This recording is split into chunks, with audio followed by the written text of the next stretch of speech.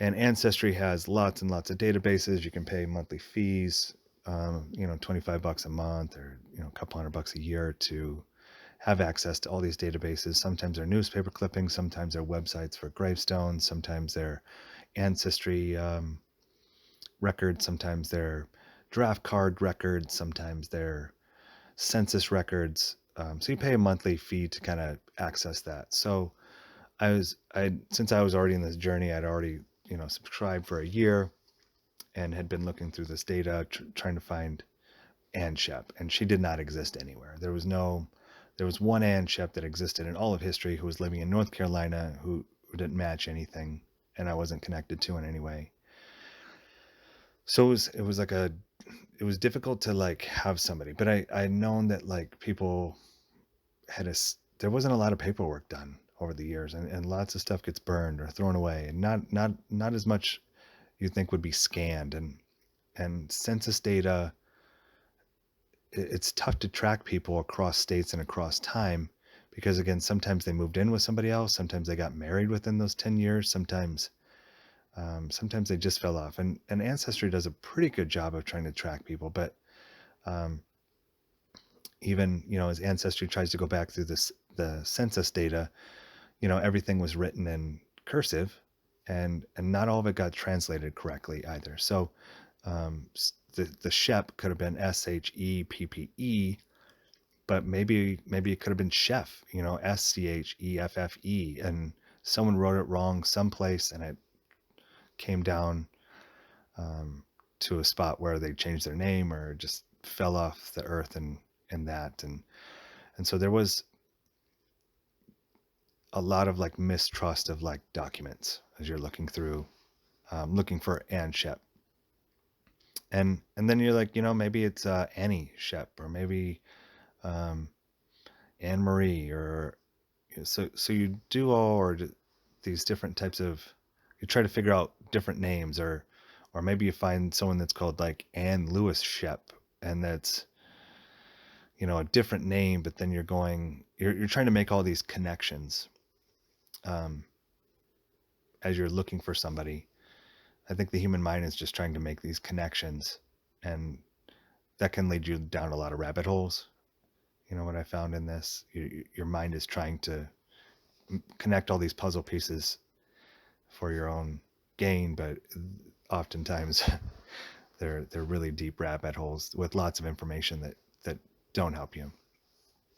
So uh, there was a part of Ancestry called Through Lines, which is a pretty amazing site, where you can find if somebody's done a DNA test and they've built out their tree, and it's pretty legit tree, and you've got your DNA done and you've built out your tree to your best of abilities. The Through Line service can find like the parts that will the parts that how you're connected. So if you have a sixth cousin someplace that's through like a third great grandmother, Through Lines will actually find that data. If they've built out their tree and it works all the way up to their fifth grandparent, and you've built out your tree to the fifth grandparent, and they say, "Hey, you're related through this," it's crazy. But the problem that Ancestry kept doing is they were locked in because of everybody else's trees and data. That that Malcolm Story, the adopted grandparents, was the father of Peter Reynolds' Story. So it it was trying to do all these through lines through him. So it kept trying to pull the Story family into my tree and into the through lines, even though technically I wasn't related to the stories in any way, through DNA, which had been proven through my aunt and my great aunt Martha, who actually was DNA related to Malcolm's Story. And so Through Lines wasn't helping me out because it kept trying to make connections that weren't connections. And so every time I'd throw Malcolm's Story out of there, it would like kick him back in. And um, if somebody had Malcolm's Story in a family tree connected to Peter's story, it kept Ancestry couldn't get past that. And I couldn't go into a part and say like, Malcolm was the adopted father of Peter. You can mark it, but on the Through Lines part, it didn't really care. So I kept trying to bring the stories into my Through Lines. So the through lines was I was going to be like really really helpful to like date back, and it can take you back through your ancestry, and you can see how matches are related to you when they're like six people across, when they're your fourth cousin, but they're like over three grandparents and an uncle and an aunt. It's crazy how once you get all the puzzle pieces put together, how all your matches connect, how you can actually see how this sixth cousin fits, how you're related, because you would have never known this fourth or sixth cousin through this third great grandparent who had eight siblings. It would have never been possible. But through this through lines, it's really fascinating. So through lines was not going to help me out, and um, it threw me into a bunch of loopholes too, because it kept throwing me into some names that maybe a story was related, up into a fifth generation or a fourth generation, even though it wasn't. But it kept trying to pull some stuff, um, and really that threw me off my path to try to find my grandpa too.